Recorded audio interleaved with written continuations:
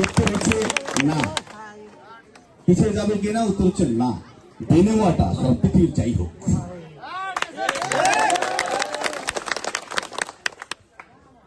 বলেছি প্রাকৃতিক এবং ভৌতিক, ন্যাচারাল এন্ড আর্টিফিশিয়াল।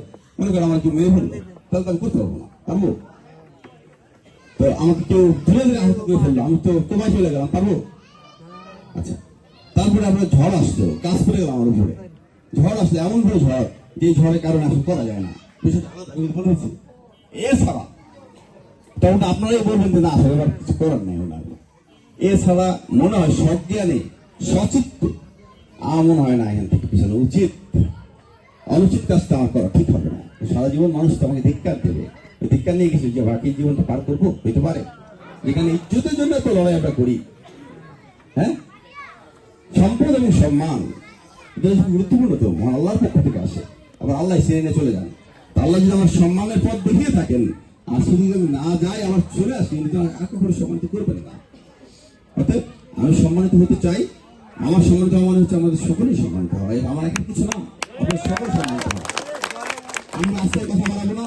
এখন আমি রিকোয়েস্ট করবো, কাকার এখানে আছেন, আমাদের প্রবণালবাকে সকলকে অনুরোধ করার জন্য, আমাদের প্ল্যাটফর্ম নিয়ে আসার জন্য, তাদেরকে নির্বাচন করার জন্য যা কিছু প্রয়োজন, যেভাবে কথা বলা হয়েছে সেভাবে আপনারা করেন। কারণ আপনার ভঙ্গিমা জানেন, আমি তার সেটা জানি না। গ্রামের আমি কথা বলতে পারবো, আমাদের নিয়ে গেলে আমি তাদেরকে রিকোয়েস্ট করতে পারবো, কিন্তু এদের কার কোন ভঙ্গিমায় কথা বলবো তাদেরকে পেয়ে যাবেন, এটা আপনারা বুঝবেন, আমি তো বুঝবো না। দায়িত্ব হচ্ছে আপনাদের কাকা। আমি মুখপাত্র মাত্র, যে আমাদের ভাতি যাদের যোগ্য মানুষ ওরে আমরা সামনে দিয়ে কাজটা করতে চাই, এই হচ্ছে আপনাদের মনোভূতি থাকবে।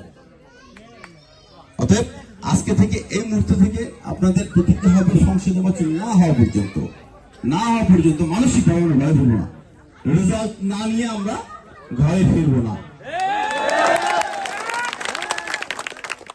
এই মানসিকতা কি সবার আছে? আপনার কুচি আছে, কারণ বোঝা যায় কিন্তু আপনার হাত উঠানোর ভঙ্গি মা কথাবার্তা এগুলো শুনলে বোঝা যায় কার কতটুকু আছে। আমরা ধরে নিচ্ছি যে আমরা সবাই একমত, এবং আমি আমার সমাজের সকলের সম্মতি নিয়ে আমি এই কাজে এগিয়ে যাচ্ছি। আমি এই প্রত্যাশা নিয়ে যেতে পারি। অনেক ধন্যবাদ সকলকে, ভালো থাকবেন। আমি কি সকল প্রশ্ন উত্তর দিয়েছি?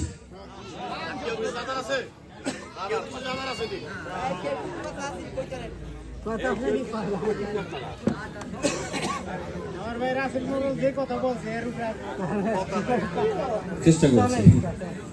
ঠিক আছে, ভালো থাকবেন সবাই, দোয়া করবেন, সকলের সমাজে দোয়া করবেন, এবং আমাদের এই সেশনের পর থেকে সবাই টঙ্গাঙ্গি ভাবে চলে যান। কিচ্ছু না, আপনার যদি ধরেন প্রতিবেশীর আপনার সীমানা নিয়ে সংক্রান্ত ঝামেলা থাকে, এক হাত জমি গেলে কি হবে বলে? কি হবে কি বলতে পারবেন? ধরেন এক হাত নাই মনে করলেন, আপনি এক হাত কমই পেয়েছেন বাবার কালে, কি হবে? এই যুদ্ধ বিগ্রহ করে কোনো লাভ নেই। আমি অনেক ভাইয়ে দিচ্ছি। আপনার সমস্যা কথা জানেন? সমস্যা ভূমি তো নয়, সমস্যা হচ্ছে মনে যদি মানা নিতে পারে কেউ, তাহলে কোনো সমস্যা নেই। অতএব কম পেয়ে যে থ্যাঙ্কফুল থাকতে পারবে, আল্লাহকে ধন্যবাদ দিতে পারবে, তার মধ্যে শান্তি। আপনি যদি অনেক খাইলেন কিন্তু ধন্যবাদ দিতে পারলেন না, শান্তি পেলেন না, লাভ কি? এই জন্য বলা হয়ে থাকে হি ইজ হ্যাপি, সেই সুখী যে থ্যাঙ্কফুল, অর্থাৎ গ্র্যাটিটিউড আছে ইংরেজিতে, বাংলা বলি যে আপনার সেই সুখী যে নিজেকে সুখী মনে করে। আমরা সেই সুখটাই চাই, সেই সুখটা নিশ্চিত করবো, সেই শান্তি নিশ্চিত করবো। ইনশাআল্লাহ। ধন্যবাদ সবাই, আসসালামু আলাইকুম।